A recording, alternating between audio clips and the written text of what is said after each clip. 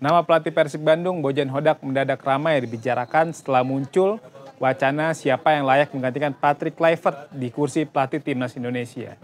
Prestasinya di Liga 1 memang menggila, 2 kali membawa Persib juara Liga Indonesia secara beruntun.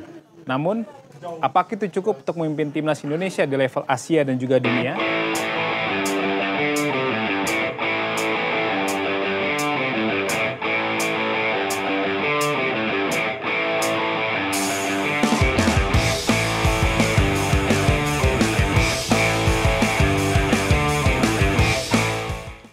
Dalam program Daily Buzz di YouTube Official Okezone, founder Football Institute Budi Setiawan menilai Bojan Hodak belum layak menukangi Timnas Indonesia, terutama jika target besar PSSI adalah bersaing di Piala Asia 2027 dan menembus Piala Dunia 2030. Kata Budi, Bojan Hodak pernah bawa Persib Bandung juara AFC Champions League nggak? Persib Bandung saja masih main di tim level elit 2 Asia. Itu pun belum pernah juara, tegas Budi Setiawan. Tanpa bermaksud mengecilkan Bojan Hodak, dia belum di situ levelnya, kecuali targetnya cuma juara Piala AFF, kata atau lanjut Budi Setiawan. Komentar ini memancing diskusi hangat di kalangan pecinta sepak bola nasional.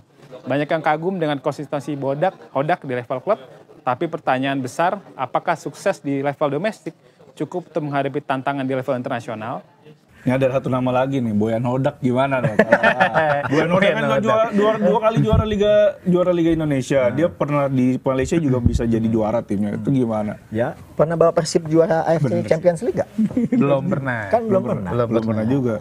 Persib aja masih main di tier 2-nya kompetisi Asia. Iya. Itu aja belum pernah juara. Tim Liga 1 kita nggak pernah main di Liga Champion Elite Asia. Jadi ya tanpa bermaksud mengecilkan Bojan Hodak, ya belum di situ. Kecuali kalau kita memang targetnya hanya Piala AFF, ya itu bisa dilakukan. AFF tahun depan. Bojan Hodak bisa dibilang raja domestik, tapi belum teruji di panggung Asia. Bojan Hodak sejatinya bukan nama sembarangan di Asia Tenggara. Pria asal Kroasia ini pernah berkelana di berbagai negara dengan catatan prestasi yang tak sedikit. Ia pernah membawa JDT dan Kelantan FC juara Liga Malaysia, kemudian menjuarai Liga Kamboja bersama Phnom Penh Crown, serta menorehkan sejarah manis dengan membawa Persib Bandung juara Liga Indonesia 2 musim beruntun. Tanya itu, di level kelompok umur, Bojan Hodak juga pernah mengantarkan Timnas Malaysia U19 juara Piala AFF U19 2018. Rekam jejak ini membuktikan kemampuannya dalam membentuk tim tangguh dan konsisten baik di level klub maupun tim muda. Namun, ketika bicara tentang prestasi di level Asia, Bojan Hodak belum punya pencapaian yang benar-benar mengilap. Capaian terbaiknya adalah membawa Kuala Lumpur City FC menembus final AFC Cup 2022 atau kompetisi kasta kedua Asia di bawah Liga Champions Asia Elite. Kuala Lumpur City FC memang tampil luar biasa saat itu, tapi akhirnya kalah di final dan gagal mencatatkan sejarah sebagai juara Asia. Jika dibandingkan dengan pelatih sekelas Sintayong, kiprah Bojan Hodak jelas masih jauh. Sintayong memiliki pengalaman membawa Korea Selatan lolos ke Piala Dunia 2018 dan juga Olimpiade Rio 2016. Bahkan ia juga pernah menjuarai Liga Champions Asia 2010 bersama Seongnam FC. Perbedaan inilah yang membawa Budi Setiawan menilai Bojan Hodak belum cukup matang untuk membawa Indonesia bersaing di kancah Asia apalagi dunia. Bukan hanya Bojan Hodak, menurut Budi Setiawan, semua pelatih yang kini berkarir di Super League belum pantas menjadi pelatih Timnas Indonesia jika targetnya adalah lolos ke Piala Dunia 2030.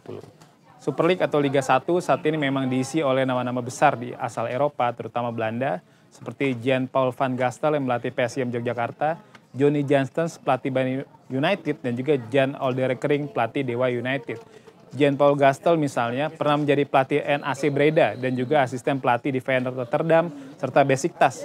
Sementara Johnny Jansen pernah menangani SC Heerenveen dan PC Zwolle, sedangkan Jan Olderekering pernah menukangi KA Gent, Galatasaray dan juga SC Heerenveen. Secara pengalaman di Eropa, mereka semua jauh lebih senior dibandingkan pelatih lokal manapun.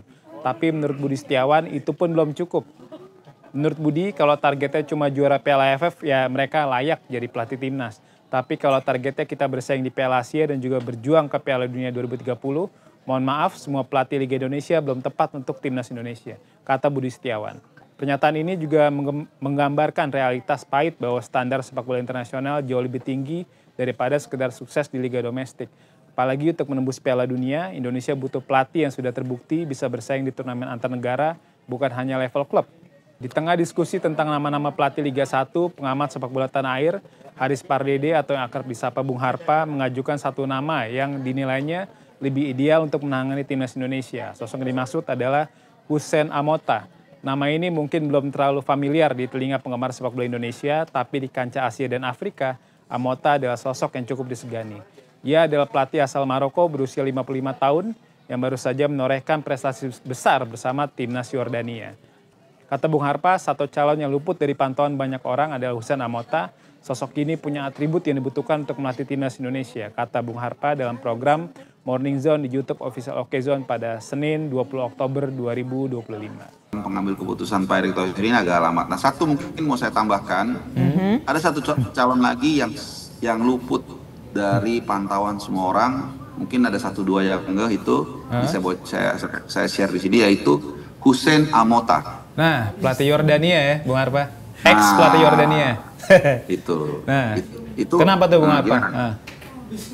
Jadi gini, atribut-atribut ini juga masuk semua nih. Jadi pertama, dia punya pengalaman melatih sepak bola di kawasan Asia lah, Yordania. Tadi sudah disebutkan.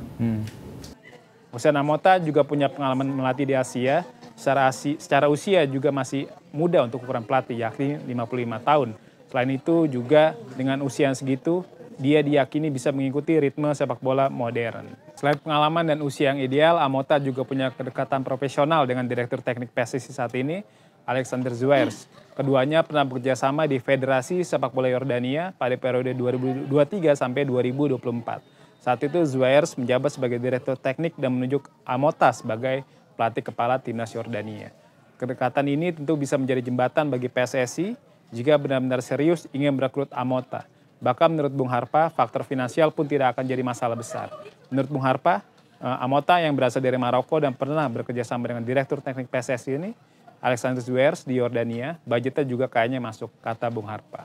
Artinya dari sisi relasi, pengalaman dan juga gaji, Amota bisa jadi kandidat realistis bagi PSSI. Prestasi Amota berbicara banyak tentang kemampuannya. Dalam kurun waktu singkat, ia sukses membawa timnas Yordania tampil luar biasa di Piala Asia 2023 dan kualifikasi Piala Dunia 2026 zona Asia. Bersama Yordania, Amota berhasil membawa tim itu menjadi juara Grup G, babak kedua kualifikasi Piala Dunia 2026 mengungguli raksasa Asia yakni Arab Saudi. Lebih dari itu, Amota juga membawa Yordania melaju hingga final Piala Asia 2023 sebelum akhirnya kalah 1-3 dari tuan rumah Qatar di partai puncak. Perjalanan Yordania yang penuh kejutan menyingkirkan tim-tim kuat seperti Korea Selatan dan Irak.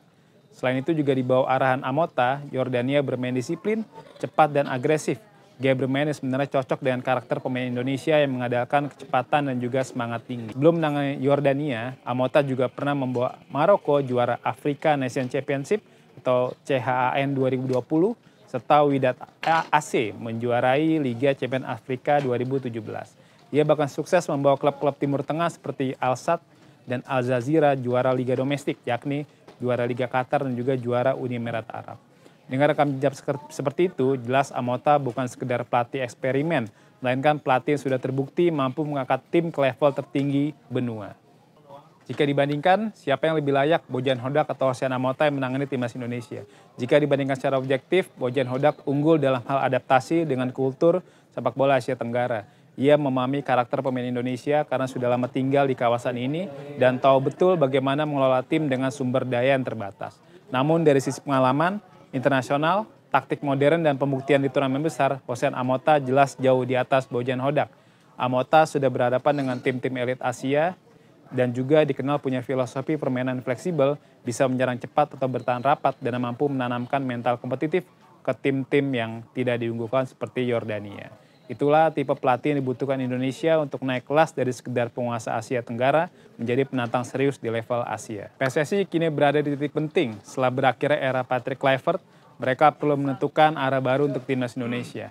Apakah ingin bermain aman dengan pelatih yang sudah dikenal publik seperti Bojan Hodak atau berani mengambil langkah strategis dengan mendatangkan pelatih berpengalaman di level Asia seperti Hussein Amota? Kedua pilihan punya risiko dan punya peluang masing-masing. Tapi jika target besar yang terus digaungkan ada Piala Dunia 2030, maka Indonesia butuh pelatih yang bukan punya paham strategi, tapi juga sudah terbukti mampu mengantarkan tim-tim ke pentas tertinggi.